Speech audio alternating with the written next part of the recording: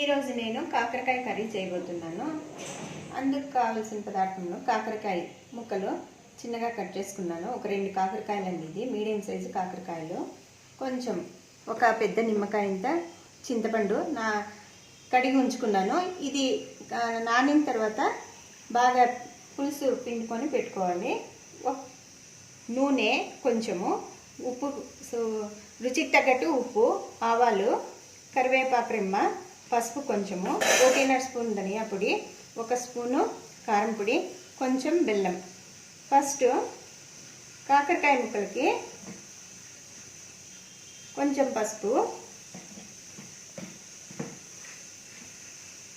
కొంచెం ఉప్పు వేసి బాగా కలుపుకొని మూత పెట్టుకుందాము.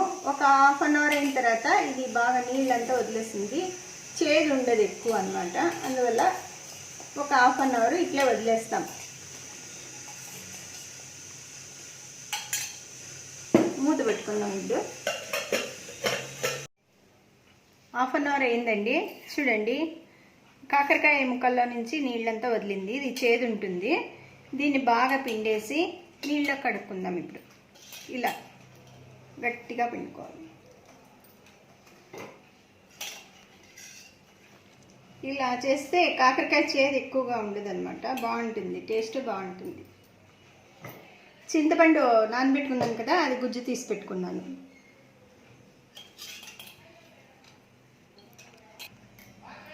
చూడండి, అన్నీ పిండి పెట్టుకున్నాను. ఇది మళ్ళీ వాటర్లో కడుక్కొని మళ్ళీ పోపు పెట్టుకుందాము. ఇన్ని వాటర్ వచ్చింది ఇది అందులో నుంచి. ఇప్పుడు స్టవ్ పైన బాండ్లీ పెట్టి స్టవ్ వెలిగించుకుందాము. బాండ్లీ వేడెక్కిన తర్వాత నూనె వేసుకుందాం. కొంచెము నూనె వేడెక్కాలి. నూనె వేడెక్కింది. అందులోకి ఇప్పుడు ఆవాలు వేద్దాము. ఆవాలు చిట్పట్లాడాలి.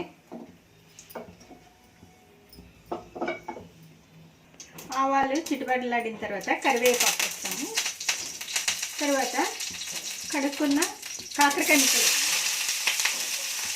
వేసి కొంచెం వేసుకోవాలి. కొంచెం మగ్గాలి. మూత పెట్టుకుందాం. ఇప్పుడు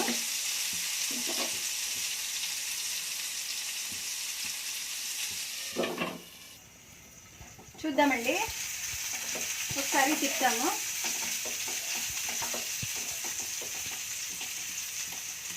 ఇంకొంచెం మగ్గాలి. మూత పెట్టుకుందాం. చూద్దామండి, ఇప్పుడు అంతా ఒకసారి ఇట్లా తిప్పుతాము.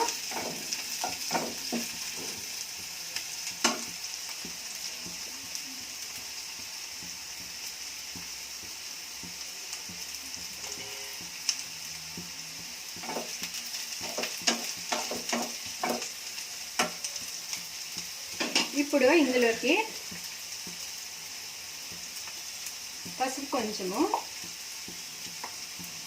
ధనియా పొడి కొంచెం, 1.5 స్పూన్ ధనియా పొడి వేసి అంతా ఒకసారి ఇట్లా తిప్పాలి.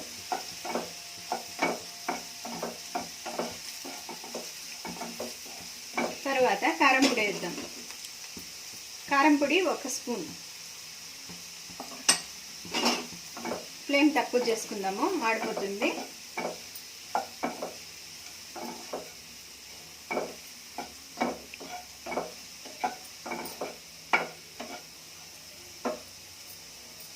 ఇప్పుడు చింతపండు గుజ్జు దీనికి వేద్దాం.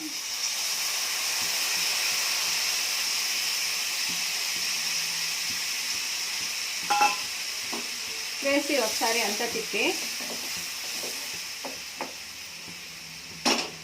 రుచికి తగ్గట్టు ఉప్పు, అంటే కొంచెం ఉప్పు తక్కువ వేయాలి. ఫస్ట్లో మనము ఉప్పు పసుపు వేసి నానబెట్టినాం కదా, అందుకు ముక్కలకంతా ఉప్పు పట్టింటుంది.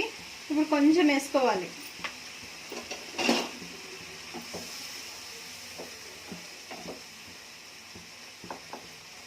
వేసుకొని మూత పెట్టుకొని దగ్గర పడేంత వరకు ఉడికిస్తాం.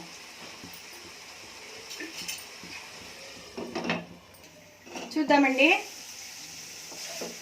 దగ్గర పడింది. కాకరకాయ ముక్క ఉడికిందో లేదో చూద్దాము. ఇంకొంచెం ఉడకాలి. ఇంకొద్దిగా వాటర్ వేసుకుందాం.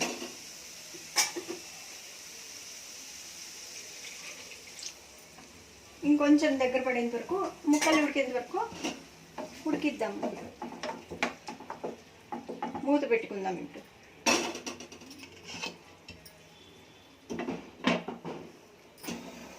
చూద్దామండి. ఉడుకుతా ఉంది.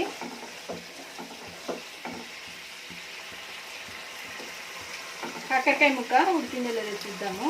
ఉడికింది. ఇప్పుడు ఇందులోకి బెల్లం వేస్తాము.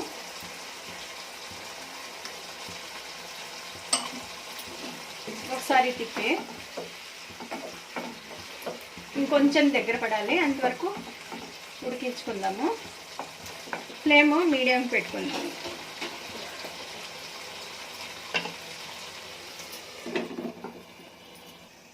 చూద్దామండి. చూడండి, ఆయిల్ అంతా పైన తేలుతూ ఉంది. దగ్గర పడింది, అయిపోయిందండి.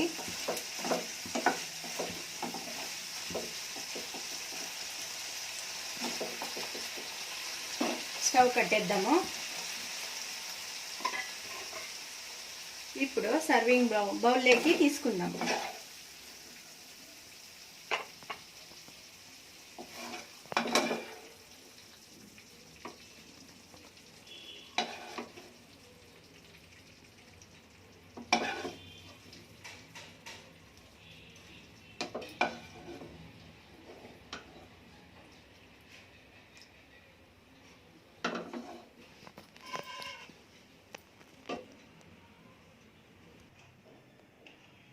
ఇది కారకారంగా, పుల్ల పుల్లగా, తీయగా చాలా బాగుంటుందండి. చపాతీకిను బాగుంటుంది, రైస్కి బాగుంటుంది. మీరు ట్రై చేయండి. ఈ రెసిపీ మీకు నచ్చినట్టయితే లైక్ చేయండి, షేర్ చేయండి, సబ్స్క్రైబ్ చేసుకోండి. ఇది ఆరోగ్యానికి కానీ చాలా మంచిది.